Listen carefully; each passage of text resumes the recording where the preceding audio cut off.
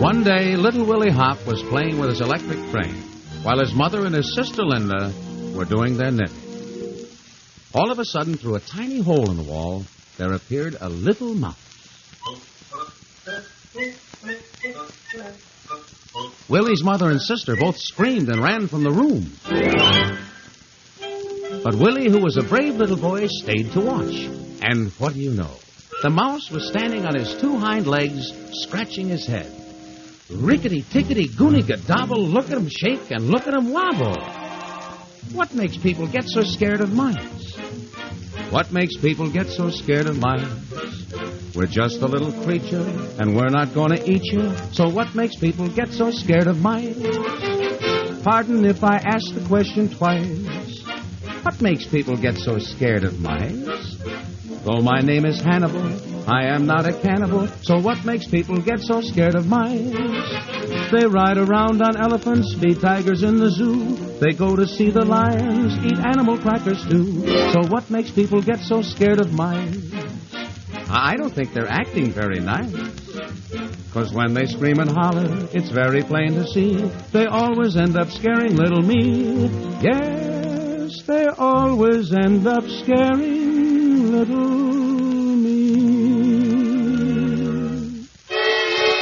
Just then, Hannibal Mouse noticed the electric train. What's that? What are you playing with? That's the Toy Town Express, Willie said. Oh, said Hannibal, zippity-zing, what a wonderful thing. Tell me, Willie, how does it work? There's a rickety-rickety-rack and a clickety-clickety-clack. When the choo-choo goes down the track, it's the Toy Town Express.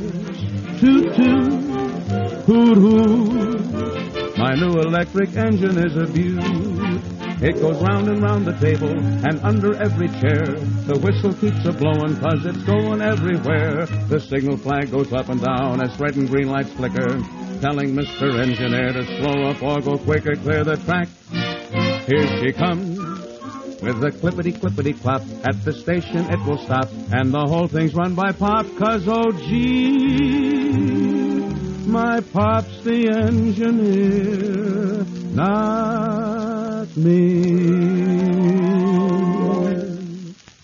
Little Willie and Hannibal Mouse were becoming very good friends until his sister Linda returned to the room. When she saw Willie playing with the mouse, she screamed again and ran away. Willie said, I'm sorry, Hannibal. That's nothing, Willie. It happens all the time.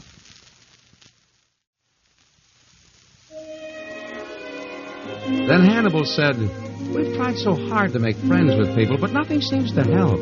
I wish you could come to Mouseland and see how nice we are. You would be a goodwill ambassador, making friends of mice and people. But where is Mouseland, asked Willie. Behind the hole in the wall. But I'm too big to get through that hole, a zillion times too big. Ah, I've got it, said Hannibal. Back in Mouseland, there's a very wise professor, Professor Max. He knows all the answers. We call him Max with the facts. He can do anything. You wait here, and I'll bring him right back. Willie waited, and soon Hannibal returned with Professor Max. I'll get you through that hole, said the professor. But if you really want to make friends, bring along some cheese. That's a good idea, said Hannibal. Cheese is a real stomachy-tummaky kick, and it might do the trick. Willie ran into the pantry and returned with a big piece of cheese, the tasty kind with holes in it. With a little gadget, the wise old professor made Willie and the cheese small enough to get through the hole. We cannot reveal how this gadget works, as it is a Mouseland military secret. Little Willie, Hannibal, and Professor Max all went through the hole, with Hannibal happily singing, through the hole behind the wall, up the pole and down the hall, in the front and out the back. Now we're traveling on the track, cross the beam from side to side, down the chute, and here we slide to the wide open spaces of Mouseland, where the smell is musty 'cause the rooms are dusty and the pipes get rusty all the day. That's the wide open spaces of Mouseland. Suddenly, something frightened Willie. Oh, cobwebs. The cobwebs had a silvery glow from the light coming through the small cracks in the wall. Mouseland was really a wonderland of amazing beauty. The pipes running along the floor were covered with emerald green moss. which was smoother and lovelier than the finest grass lawn. From one place in the pipe, drops of water were dripping into a large puddle. Willie suddenly realized that to a mouse, the puddle of water was as large as a lake. Soon they arrived at Milk and Cracker Square, where they all sat down on the cheese. Then Professor Max, with a fax, used his wonderful gadget, and what do you know? He made the cheese big again. Up they went like an elevator. Soon they were completely surrounded by curious mice who had never before seen such a large piece of cheese, nor such a small human being. One of them even squeaked, "Rickety-tickety-goony-gadobble, he doesn't shake and he doesn't wobble. I guess he's too small to be scared." Then Hannibal told the crowd that Willie was an ambassador of goodwill. "What's an ambassador of goodwill?" they shouted. "He's here to make friends between mice and people."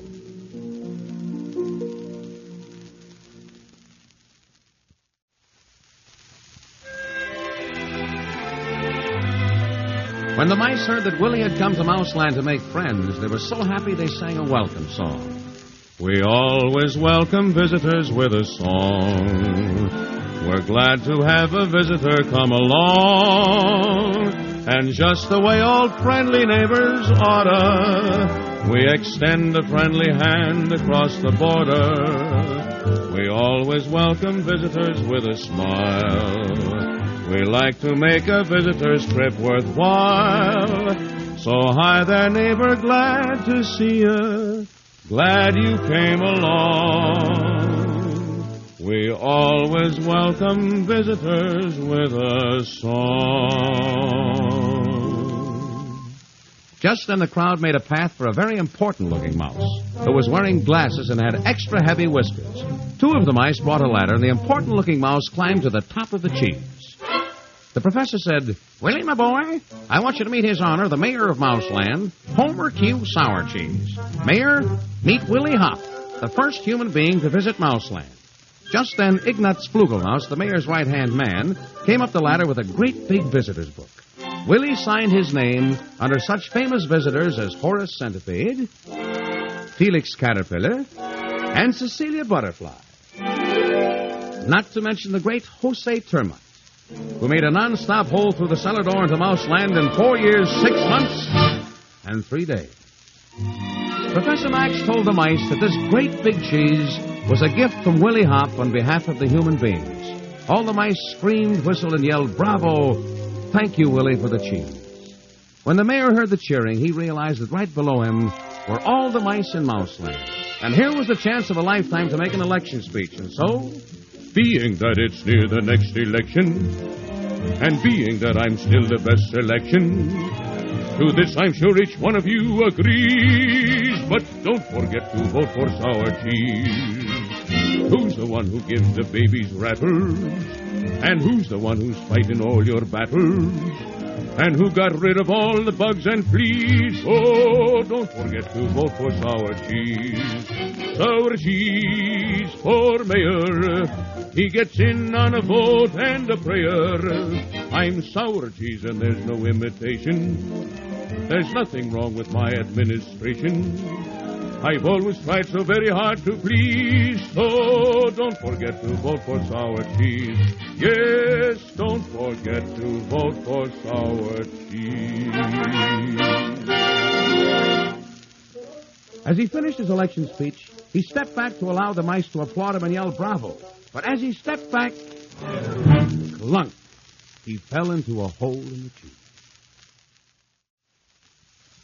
Though the mayor could no longer be seen, you could hear him yelling, "It's a trap! Run for your lives!" Flugelmaus leaped from the top of the cheese right down into the crowd, shouting, "It's a trap!" And even though Hannibal and the professor pulled the mayor out of the hole almost immediately, he too leaped into the crowd, yelling, "It's a trap! A man-made trap! Run for your lives!" And the mice ran in all directions. The professor said to Willie, "We'd better take you home before they start a fight." And even as they were leaving Mouseland, the mice were getting ready to raid the pantry of Willie Hop's home that very night. They were already singing their battle song. There'll be no more bread in the bread box when the mice come marching home. We're out to capture bread and cake and all the stuff that bakers bake. We'll feast until our tummies ache when the mice come marching home. There'll be no more cheese in the pantry when the mice come marching home. We're out to capture milk and cheese in spite of all the locks and keys. You'll smell Limburger in the breeze when the mice come marching home. When the mice come marching home. When the Professor, Hannibal, and Willie arrived at Willie's home, the Professor changed Willie back into boy size again with his wonderful gadget. Behind the walls of Willie's room, they heard the mice marching to the battle. Willie decided that the only thing to do was to plug up the mouse hole. Hannibal and the Professor said a tearful farewell. Hannibal said, I know that my people are mischievous and do many wrong things, but so do yours. Oh, we certainly do, said Willie. Then Hannibal said, Goodbye, Willie. We must return to Mouseland. You, our dearest human friend, must stay here. But if you'll promise to try and educate your people, we'll try and educate ours, and then there will come a day when folks can live together through stormy weather and strife. What's the difference, who or what you are? There will come a day when you will reach a star. There will come a day of love and understanding. So keep demanding a much better life. Now join your fellow man and say, if we keep trying, there will come